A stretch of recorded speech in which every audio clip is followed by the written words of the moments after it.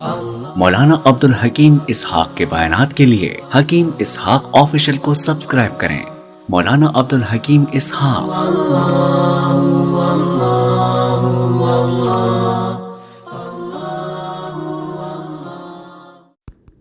بسم اللہ الرحمن الرحیم، نحمده ونصلی ونسلم علی رسولہ الکریم، اما بعد، اعوذ باللہ من الشیطان الرجیم، بسم اللہ الرحمن الرحیم۔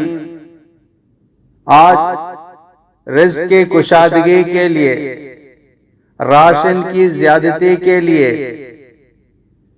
کھانے میں برکت ہو، کھانا زیادہ ہو، کھانا کافی ہو، راشن میں برکت ہو، راشن زیادہ ہو، جلدی ختم نہ ہو، جو یہ چاہتے ہیں وہ اس مختصر وظیفے پر عمل کریں۔ انشاءاللہ تعالی رزق کی تنگی ختم ہو جائے گی، رزق کشادہ اللہ پاک دیں گے اور اس میں اللہ پاک برکت دیں گے۔ جتنے بھی مدارس ہیں اور جتنے بھی مراکز ہیں، جتنی بھی مجالس ہیں، تو وہاں یہ عمل کیا جاتا ہے۔ کھانا توڑاؤ، یہ وظیفہ پڑھ کے دم کریں، 5 آدمی کا کھانا ہو، 100 آدمی کھائیں گے، انشاءاللہ تعالی ختم نہیں ہو۔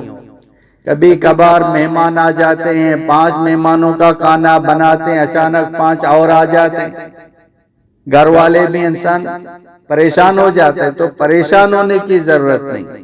یہ قرآن پاک کی یہ چھوٹی سی سورت ہے، اس پر عمل کریں، انشاءاللہ تعالی آپ کی یہ پریشانی دور ہو جائے گی۔ تو یہ عمل سورہ کوثر ہے، چھوٹی سی سورت ہے، ہر ایک کو تقریباً یاد ہے۔ اب جب بھی کھانا پکاتے ہیں تو 3 مرتبہ سورہ کوثر پڑھ کے اس کو پھونک ماریں، دم کریں۔ جتنے بھی لوگ ہیں آپ نکالتے جائیں، کھلاتے جائیں، انشاءاللہ تعالی آپ کا کھانا ختم نہیں ہوگا۔ اگر پیسے ہیں آپ کے پرس میں ہیں، بینک میں ہیں، کوئی بھی چیز ہو، زیادہ ہو تھوڑا ہو، 3 مرتبہ سورہ کوثر پڑھ کے اس پر دم کریں۔ ان کو گنے نہیں، ان کو دیکھے نہیں۔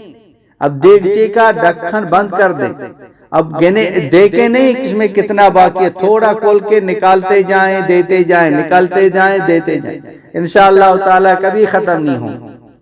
یہ ایسا بہت مجرب، بہت ہی آزمودہ وظیفہ ہے، تو یہ آسان بھی ہے، ہر کوئی کر بھی سکتا ہے، تو اس پر ضرور عمل کریں، اوروں تک بھی اس کو پہنچائیں۔ وآخر دعوانا ان الحمدللہ رب العالمین۔